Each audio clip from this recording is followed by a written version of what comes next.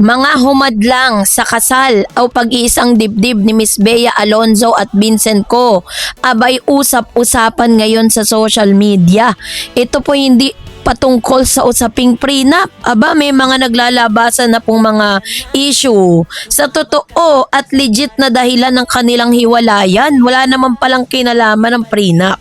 So yun ang ating pag-uusapan maya-maya lang. But before that, if you haven't subscribed yet to my YouTube channel, please don't forget to like, share, and subscribe at hit mo na rin ang notification bell for more showbiz updates. Mainit na pinag-uusapan ngayon sa mundo ng showbiz ang umano'y naudlot na kasal ni Bea Alonzo at Vincent Co. matapos lumabas ang mga ulat mula sa bandera at iba pang entertainment site.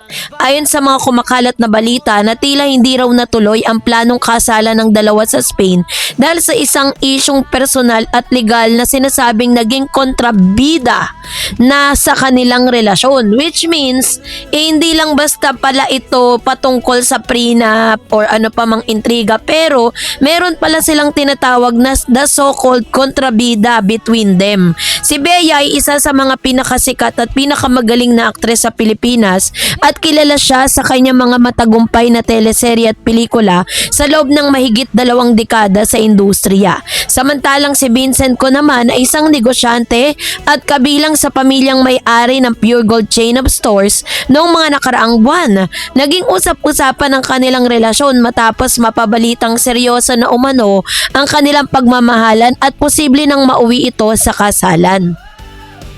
Ayon po sa ulat ng bandera, marami umanong balak para sa engrandeng kasal sa kabila ng mga paghahanda. May mga isyong lumitaw na naging dahilan upang maudlot o maantala ang inaabangang seremonya. At isa sa mga pangunahing usapin ay ang sinasabing revised prenuptial agreement or prenup, o na hindi umano nagustuhan ni Bea Alonzo. So, may mga lumabas na sa mga reports or entertainment reports na may ilang kondisyon na kasunduan na tila hindi naging katanggap-tanggap para sa aktres. So, which means, nagkaroon po sila ng prenup. Kumaga parang prior to that wedding, may prenup na parang pinirmahan sila, parang napagkasunduan. And then after nun, nung malapit na silang ikasal, biglang may lumabas sa panibagong prenup na parang hindi po nagustuhan ni Bea, na parang against dun sa kalooban ni Bea, na kahit naman talaga sino, parang ang dating parang naglulukuhan tayo dito, 'di ba? Parang napirmahan mo na yung unang prenup, tas may another prenup na naman.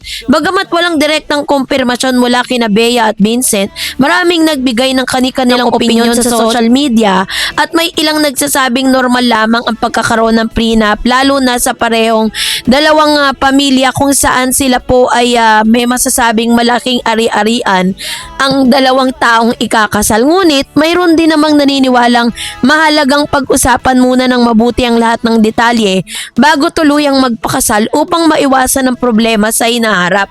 Nandun na po tayo, normal po yan sa lahat ng mga mayayaman, normal po yan sa lahat na may mga assets and liabilities na kailangan po nilang proteksyonan, no, doon po sa kanilang pag-aasawa. Pero kung makikita mo naman na parang feeling mo dinadaya ka na feeling mo ginagawa kang grade 1 dun po sa mga prenup, no, at hindi lang yun, parang ginagawa po nilang excuse yung kanilang Chinese tradition para talagang makalusot yung prenup. Sa Pilipinas kasi, sensitibong usapin pa rin sa mga maraming tao ang tungkol sa prenuptial agreement. Para sa ilan, tila indikasyon ito ng kakulangan ng buong tiwala sa magiging asawa. Ngunit para naman sa iba, isa lamang itong practical na hakbang upang maprotektahan ang parehong panig, lalo na kung may negosyo, properties o malaking kayamanan na nakataya.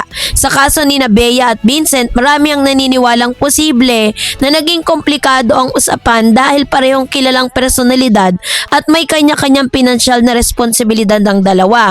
So dagdag pa rito, may mga lumabas din, ito po yung pinakamalupit, no, na parang bukod pala dun sa problema ng prenuptial agreement, may mga naglitawan pa na mga kontrabida. Diyos mio, ikakasal na lang naglabasan pa yung mga kontrabida. May mga na lumabas na mga kontrabida raw na naging dahilan ng hindi pagtuloy ng kasal. Hindi malinaw kung sino o ano ang tinutukoy na kontrabida, ngunit maraming netizen ang naginalang maaaring may kinalaman ito sa pressure mula sa pamilya, negosyo o maging sa publiko. Sa mundo kasi ng showbiz, hindi may iwasan ang intriga at mga haka-haka lalo na kapag sikat na personalidad ang sangkot. May mga source ring nagsasabing nananatili pa rin namang maayos ang relasyon ni Bea at Vincent. Kahit hindi natuloy ang kasal sa itinakdang petsa, ayon sa ilang ulat, inaayos pa rin umano nila ang kanilang relasyon at pinag-uusapan ang tungkol sa kanilang kinabukasan bilang magkasintahan. Hindi rin nakatulong ang matinding atensyon ng publiko at media sa sitwasyon ng dalawa. Bilang isang sikat na artista, sanay na si Bea Alonzo sa intriga, ngunit iba pa rin kapag personal na buhay ang usapin pang-aasawa na ang pinag-uusapan. Maraming fans ang nalungkot sa balita dahil inaasahan nilang matatagpuan ni Bea ang forever. Matapos na ang ilang controversial ng ilang relasyon na pinagdaanan ni Bea, no? Matatanda na naging laman din siya ng balita sa hiwalayan nina ng kanyang fiancé na si Dominic noong 2024. Kinumpirma ng dating magkasintahan ng kanilang breakup matapos ang matinding speculation online. At dahil dito, marami ang nagsasabing posible naging mas maingat si Bea pagdating sa panibagong commitment at pagpapakasal. Sa kabilang banda, marami rin ang pumupuri kay Bea dahil pinapakita kasi muna ng pagiging practical at responsable sa mga desisyon niya sa buhay. Kasi para sa ilan, mas mabuti ng maantala ang kasal kaysa pumasok sa isang relasyon na may mga hindi naman naaayos na problema, 'di ba? Ang pag-aasawa hindi lang tungkol sa pagmamahalan, kundi pati na rin sa tiwala, respeto at pagkakaunawa sa lahat ng aspeto ng buhay. Kaya naman nagkakaroon din ng samot-saring reaksyon sa publiko, mailan din naniniwala sa balita habang iba naman ay nagsasabing dapat hintayin muna natin yung opisyal na pahayag mula sa kampo ni na Vincent Co at Bea Alonzo. Sa panahon kasi ngayon sa social media, mabilis kumalat ang mga impormasyon kahit hindi pa kumpirmado yan, 'di ba? Alam naman natin yan. Kaya naman mahalaga pa rin na maging responsable sa pagbabahagi at paniniwala sa mga balita. So usapin namang kontrabida, parang sinasabi dito na meron pong kontrabida sa part nitong si Mr. Vincent Co. Kasi 'di ba kung matatandaan ninyo, dati may mga balita na parang sinasabing super tanggap ng pamilya ni Vincent Co si Bea. Sobrang love na love nila si Bea. Anong nangyari? Bakit nagkaganito yung kanilang setup, no? Kung kailan naman ikakasal na sila tsaka naman nagka-problema. Sa part naman po ni Miss Bea Alonzo, ang tinuturo namang kontrabida yung kanyang manager. Yun daw ang isa sa mga humahadlang. Bakit? Anong nangyari? 'Di ba? Ayon po sa ilang entertainment insiders, ay posible pa rin namang daw matuloy, no? Diyos ko, matutuloy pa ba to? Ang kasal na inaharap kung maayos sa mga issues sa pagitan ng dalawa. Wala umanong final breakup at nananatili pa rin hindi lamang malinaw ay kung kailan o kung matutuloy pa nga ba ang wedding na pinapangarap na sa wedding ceremony sa Spain.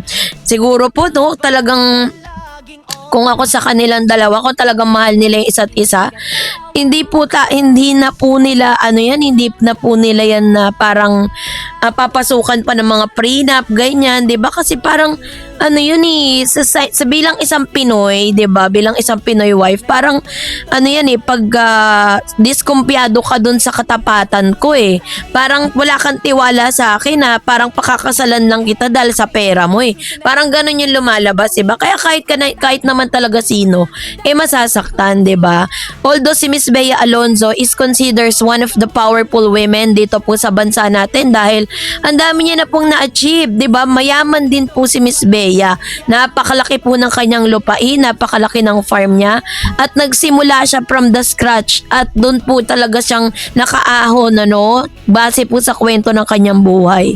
Kaya naman nakaka-stress lang sa part ni Miss Bea Alonzo na parang ilang beses na nagaganap or nangyayari yung ganitong bagay, 'di ba? So, kaya naman na kayo po, anong yung saloobin patungkol dito, mag-comment kayo sa comment section. And that's it for today. For more videos and updates, please don't forget to like and subscribe. And please don't forget to follow my Facebook page, Dar Eds TV, and Dar Eds Channel. God bless everyone!